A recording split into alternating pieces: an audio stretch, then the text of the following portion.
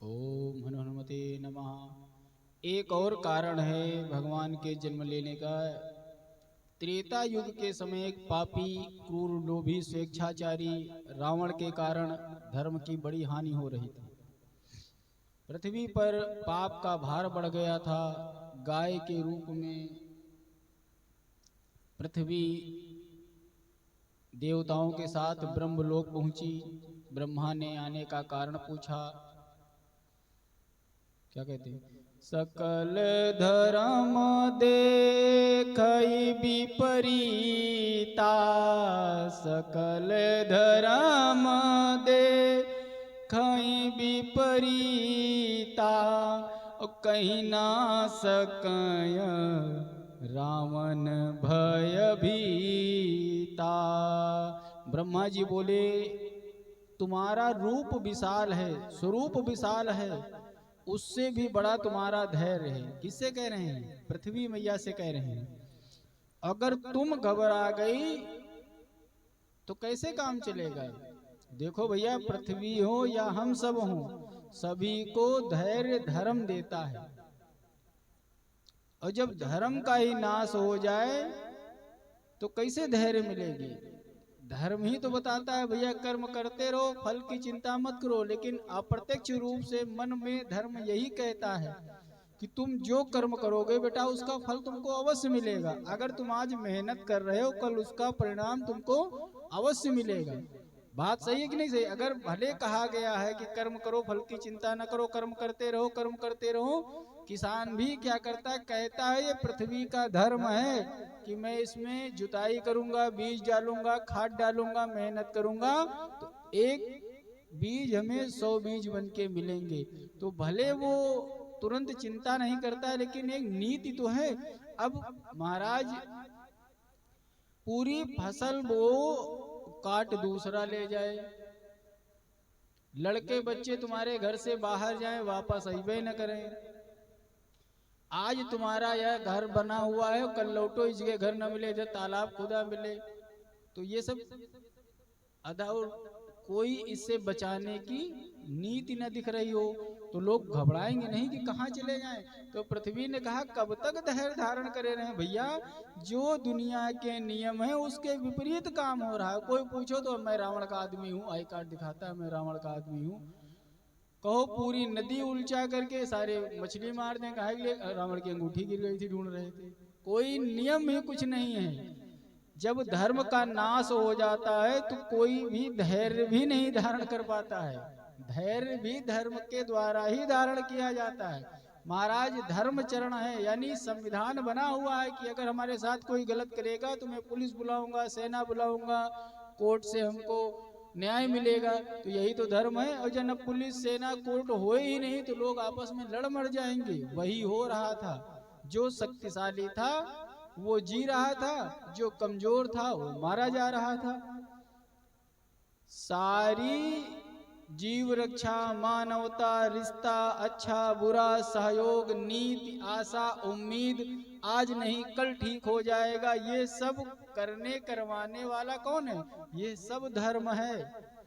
जो लोग कहते हैं मैं धर्म नहीं मानता हूं, मैं धर्म, भाई जब धर्म नहीं होगा तो सांस लेना मुश्किल हो जाएगी। धर्म का मतलब है कि जो पेड़ तुमने लगाया है उस वृक्ष का धर्म है कि बड़ा हो करके या तो तुमको फल दे, या छाया दे, ऑक्सीजन दे, और ना कुछ दे पाए तो जाते जाते सूख के लकड़ी तो दे के जाएगा जिससे रोटी बन जाए।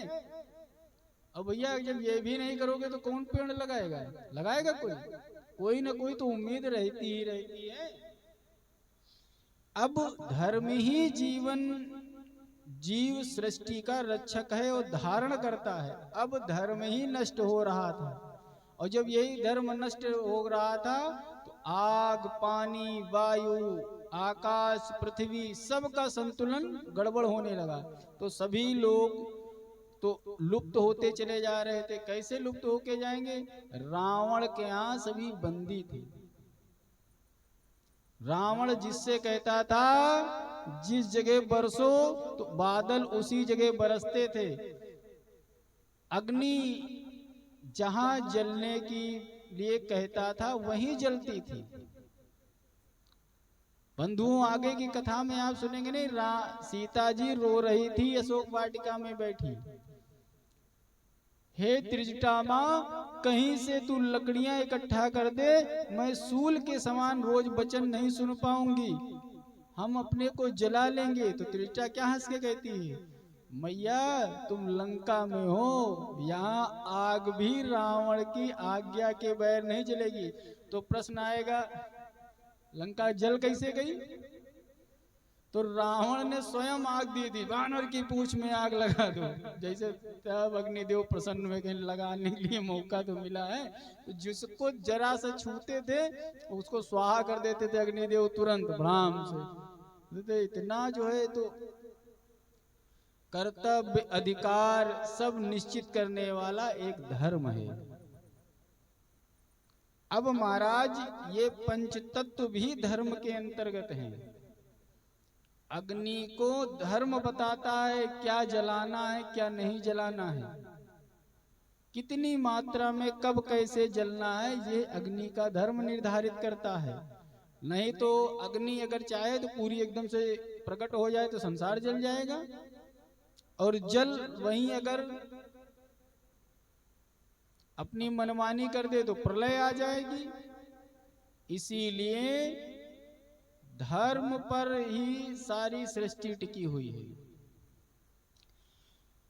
धर्म पे अड़ते रहो तज लोभ सब धन धाम का, धर्म पे अड़ते रहो तज लोभ सब धन धाम का, धर्म यदि जाता रहा तो धन रहा किस काम का, था भरा सोना सरासर लाख की दीवार में, एक रत्ती ना मिला रावण को मरती बार में। आज पृथ्वी के विलाप से, धर्म के विलोप हो जाने से ब्रह्मा जी ने कहा कि तुम कहे तो सही रही हो, और धर्म की रक्षा करने का जो कार्य है वो हमारे श्री हरि के पास में है, क्योंकि वही धर्म स्वरूप है, और तुम्हारा भी कष्ट हरि नाम से दूर होगा। धरनी धरहु मन धीर का, बिरंच हरि पद सुमिर, जानत जननी पीर प्रभु, भंजई दारुण विपति। अब सभी देवता पृथ्वी के साथ विचार कर रहे थे कि भगवान को कहाँ खोजें जो भाई अपनी बात हम बताएं। कोई कहता है भगवान कहाँ रहते हैं, वही देवताओं में चर्चा हो रही है। कोई कह रहा है कि कहाँ चलें इस समय, तो कोई कह रहा है बैकुंठ चलो, बैकुंठ में भगवान बैठे होंगे। कोई कह रहा है क्षीर सागर में भगवान मिलेंगे। कोई कह रहा है भगवान तो कण कण में व्याप्त है, मंदिर काहे जाते हो। यही तो कोई कहता है नहीं। कोई कहता है बद्री धाम चलो वहां भगवान मिलेंगे। कोई कहता है नहीं रामेश्वरम चलो वहां भगवान मिलेंगे। कोई कहता है नहीं नहीं फलाने तीरथ चलो वहां भगवान मिलेंगे। बहस हो रही थी, उसी समय शिवजी प्रकट हो गए। कहने लगे अगर भगवान को पाना है, शिवजी प्रकट हो गए। यहां हमारा मत क्या है, अगर तुमको राम को पाना है तो शिव अर्चन करो। अगर शिव नाम जपोगे तो भगवान जल्दी मिल जाएंगे। क्योंकि शिव मंदिर में जाओ, अगर तुम हमारे पास आओ, अगर हमारी ही तारीफ खूब ज्यादा शुरू कर दो, किसी के पास जाकर के तो क्या लगेगी, चापलूसी लगेगी ना। जिसके पास जाओ उसे गुणगान गाने लगो तो कहेंगे आया है। तो यहाँ हमारे हिसाब से तो क्या करो, शंकर जी के मंदिर में जाओ और शुरू कर दो श्री राम जय जय राम, श्री राम जय जय राम, श्री राम जय जय राम। श्री राम जय जय राम। और शंकर जी समझ जाएंगे कि क्या कोई राम भक्त आया है, अगर इसकी मैंने नहीं सुनी तो मेरे प्रभु क्या कहेंगे, यार कि तुम्हारे यहाँ मेरा आदमी गया था, तुमने काम ही नहीं किया।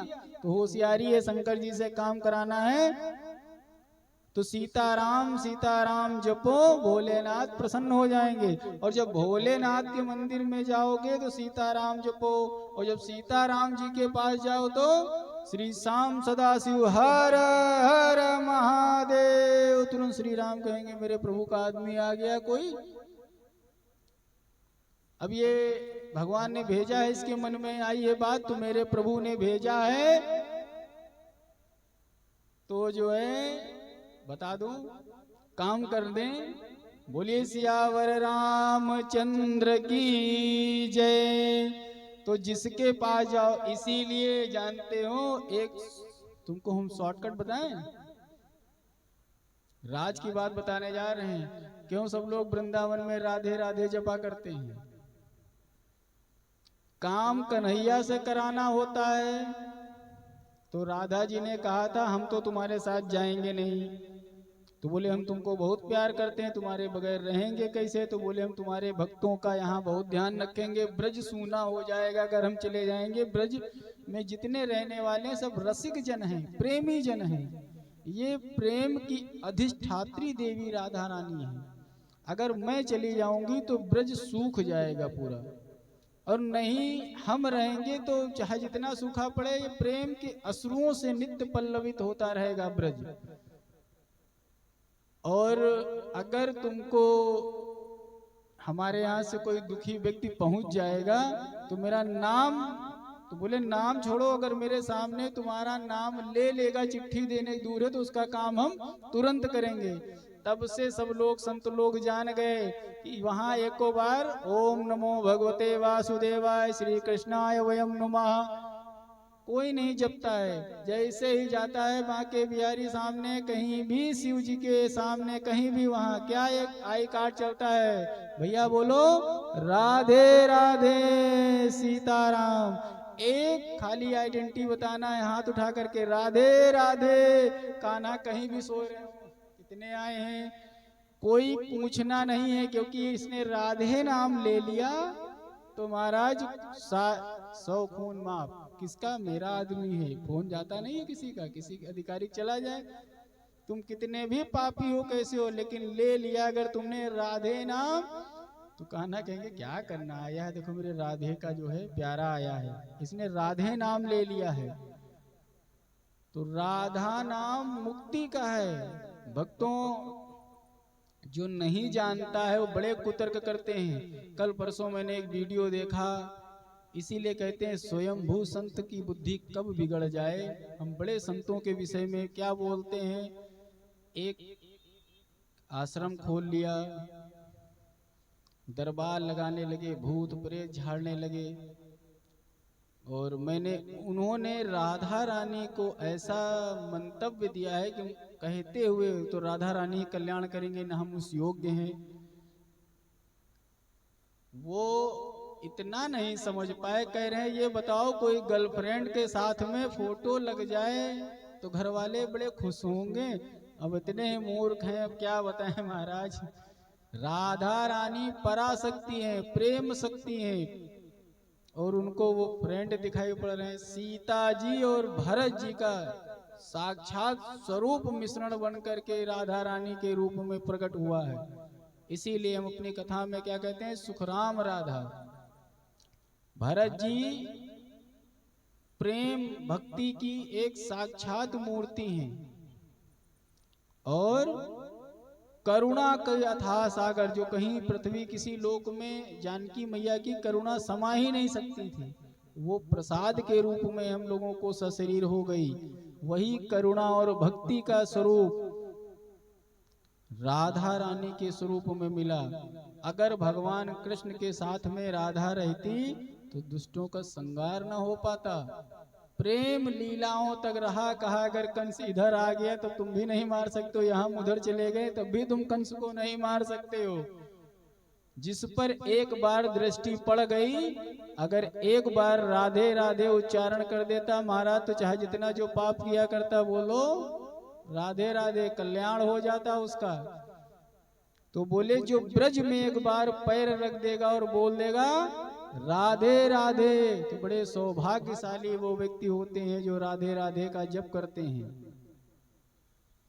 महाराज शंकर जी इकट्ठा हो गए कई जगह, बोले क्या, हरि व्यापक सर्वत्र समाना, हरि व्यापक सर्वत्र समाना, प्रेम ते प्रगट होई मय जाना, प्रेम ते प्रगट होई मय जाना, हरि व्यापक सर्वत्र समाना।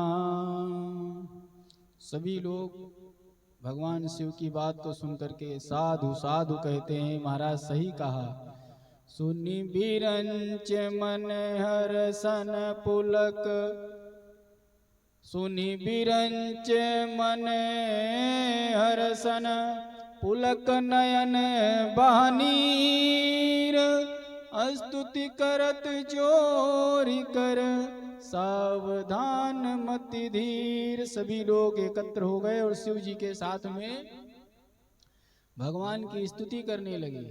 कौन सी करते हैं? जय जय सुर नायक जन सुखदायक, प्रणत पाल भगवंता,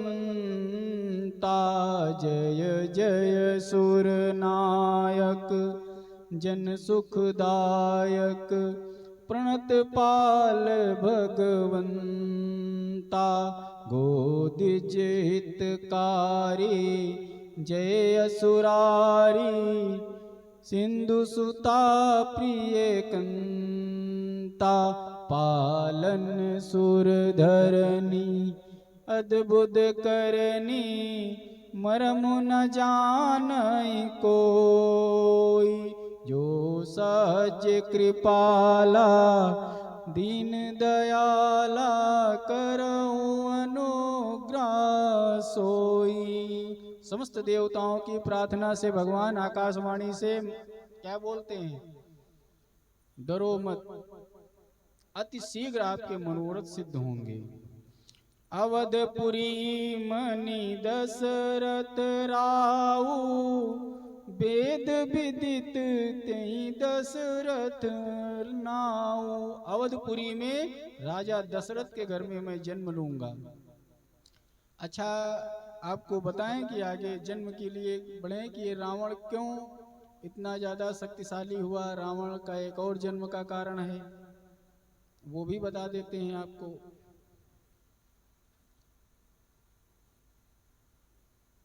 याज्ञवल्क्य जी ने भरद्वाज जी से कहा, भगवान शिव जी ने राम का अवतार लेने का जो दूसरा कारण बताया था उसे भी सुनो। विश्व विदित एक कैकेयी देशु, सुनना है पूरी। विश्व विदित एक कैकेयी देशु, सत्य केतु ताहाँ बसये नरेशु, सत्य केतु ताहाँ बसये नरेशु, विश्व विदित एक कैकेयी देशु। तेई के भय जुगल सुत वीरा, सब गुण धाम महारन धीरा। कैकेयी देश के एक राजा थे, उनका नाम था सत्यकेतु। उनके बड़े प्रतापी दो पुत्र थे, एक प्रताप भानु और अरिमर्दन।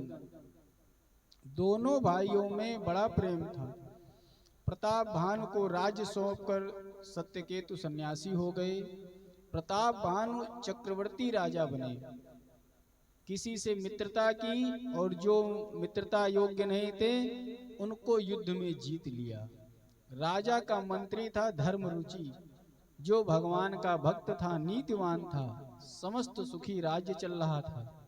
एक दिन प्रताप भानु शिकार खेलने वन में गए और उनको एक मोटे सुअर का पीछा करते करते जंगल में जाना हुआ और भ्रम हो गया, वे भटक करके वन में खो गए।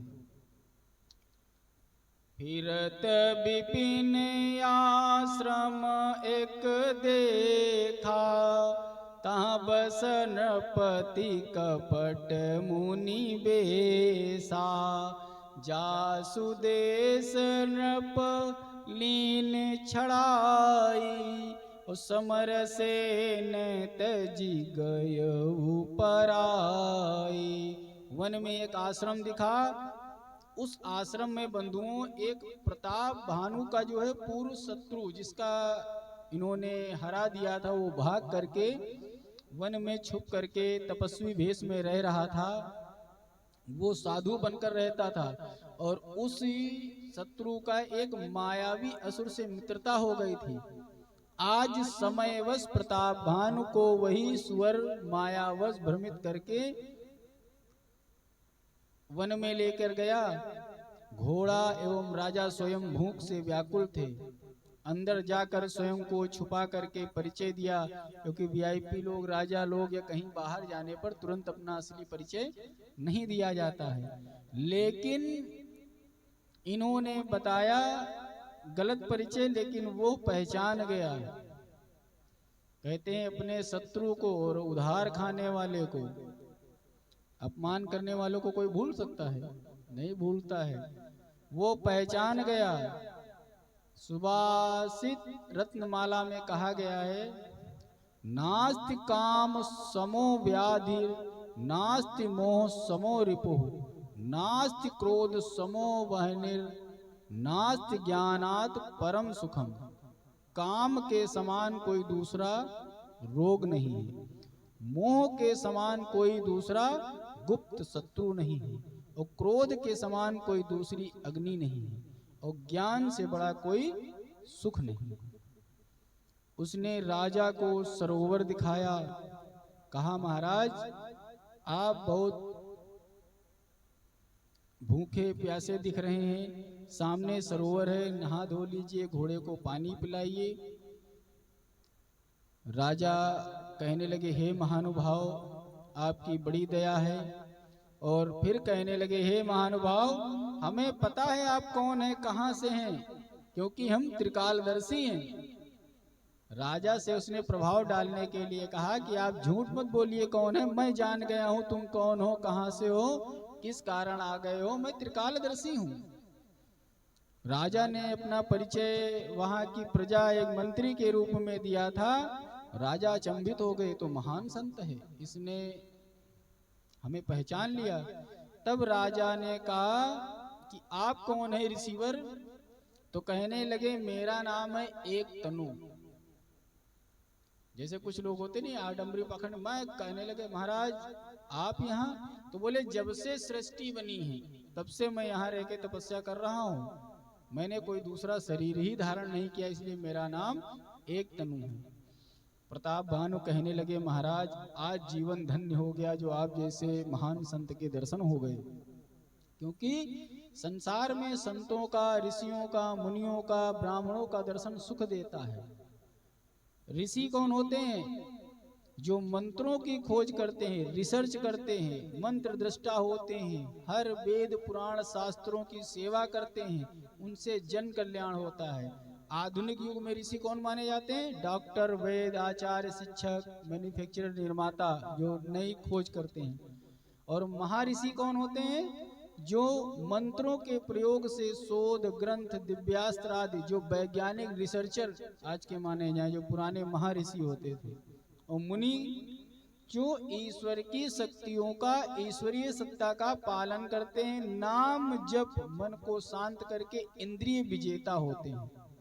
साधु जब तब साधना करने वाले साधक बंधु परिपक्व होकर के साधु कहे जाते हैं। सन्यासी माया मोह क्रोध लोभ से मुक्त होकर के वैराग्य धारण करने वाले, नाम जप में अपने जीवन को व्यतीत करने वाले सन्यासी कहे जाते हैं। और आचार्य ये पांडित्य कर्म के अलग अलग विषयों के आचार्य होते हैं। सर्वगुण संपन्न होकर शांत चित्त होकर के लोगों की कल्याण की भावना से सदैव मानवता, धर्माचरण, शास्त्र मर्यादा का पालन करने वाला आचार्य कहा जाता है। संत बिटप सरिता अरु, संत बिटप सरिता गिरधरनी, परहित हेतु सबहि की करनी। संत असंत ही कै अस करनी, जिन कुठार चंदन आचरणी। काटे परसु मलय सुन भारी, निज गुण देई सुगंध बसाए। इन सब में जो सब गुण संपन्न हो उसके बाद भी दूसरों के कल्याण करने वाले लोग संत कहे जाते हैं। और संतों का स्वभाव होता है ये दूसरों के लिए ही जब तब पूजा पाठ तपस्या सब करते हैं। कपटी मुनि वेशधारी के प्रवचन से राजा बड़ा प्रभावित हुआ। उसने कहा, महाराज आप अत्यंत सिद्ध महात्मा हो, कृपया करके हमें कुछ आशीर्वाद भी दीजिए। हमारे यहाँ तो सभी सुख हैं। देखो राजा को क्या चिंता होती है, राजा प्रतापी थे, चक्रवर्ती थे, कोई कमी नहीं थी। लेकिन राजा के पास भी समस्या थी। राजा ने अपनी समस्या बताई, कोई सुखी नहीं है संसार में। कहने लगे, महाराज हमारे यहाँ सभी प्रकार के सुख हैं, लेकिन एक राजा सदैव शत्रु रहित राज्य चाहता है, और शत्रु ना हो तो प्रजा सुखी रहती है। जी हाँ, हर समृद्धशाली राज्य का राजा अजर अमर होना चाहता है। वृद्धावस्था, मृत्यु और दुख से रहित हो, मुझे कोई युद्ध में जीत ना पाए, 100 कल्पों तक राज्य करूं, ऐसा कुछ। देखो उस पाखंडी ने भी सच्ची बात कह दी। अगर उपरोक्त वैभव दीर्घकाल तक चाहिए तो ब्राह्मणों को अनुकूल रखना होगा। अगर ब्राह्मणों को वश में कर लोगे तो ब्रह्मा विष्णु महेश भी तुम्हारे वश में हो जाएंगे। उसने कहा, महाराज अगर तुम ऐसा बात करना चाहते हो तो तुम सिर्फ समस्त ब्राह्मणों को अपने वश में कर लो। नित्य जप, अनुष्ठान, धर्म, कर्म, यज्ञ सब तुम्हारे ही संकल्प से ब्राह्मण करने लगे। और ब्राह्मण कब करेंगे? जब ब्राह्मणों की तुम सेवा करोगे, उनको खिलाओगे पिलाओगे। अब उस पाखंडी ऋषि ने कहा, महाराज विप्रश्राप सुन, विप्रश्राप बिनु सुन महिपाला, तोर नास नहीं कौनेहु काला। सुनो राजा, एक युक्ति है, हमारे तुम्हारे सिवा कोई तीसरा ना जान पाए। अब तुम आराम से सो जाओ, सुबह तुमको हम महल में पहुंचा देंगे। और कल तुम 1 लाख ब्राह्मणों का नित्य, कल से तुम 1 लाख नित्य ब्राह्मणों को भोजन कराना आरंभ कर दो। इससे तुम्हारा जो है कल्याण होना शुरू हो जाए। लेकिन एक नियम है, मैं आऊंगा वो दिव्य भोज स्वयं तैयार करूंगा। सुबह कालकेतु राक्षस से उसने, वही जो राक्षस सुअर बन के आया था, उसकी माया से राजा को घोड़े सहित उनके आश्रम में, उनके राज्य में पहुंचा दिया और स्वयं पुरोहित के भेष में पहुंच गया। खटरस भोजन की व्यवस्था हुई, अमर होने के लिए भंडारे की व्यवस्था करी गई थी। इसलिए अजर अमर राज्य मिल जाए। ब्राह्मणों को निमंत्रण भिजवाया गया, भोजन पंगत लगी, भोजन परोसा ही जा रहा था और आकाशवाणी हो गई, विप्रबंद उठी उठी ग्राह जाऊ, है बड़हानि अन्न जनि खाऊ। क्योंकि भयव रसोई भूसुर मासु, और सब द्विज उठे मान विश्वासु। आकाशवाणी हो गई उसी समय, सब उठ करके खड़े हो गए और श्राप दे दिया, 1 वर्ष में पूरा कुल नाश हो जाएगा। क्योंकि तुमने ब्राह्मणों को बुला करके भूसुर मांस खिलाने की जो है नीति बना ली है। यही उसने क्या किया, उसने ब्राह्मणों का मांस पका करके और ब्राह्मणों में निमंत्रण करवा दिया कि इनको खिला देंगे, इनका धर्म भ्रष्ट हो जाएगा। और आकाशवाणी हो गई तो पंडित लोग गुस्से में आकर के श्राप दे दिया कि 1 साल में तुम्हारा वंश नाश हो जाएगा।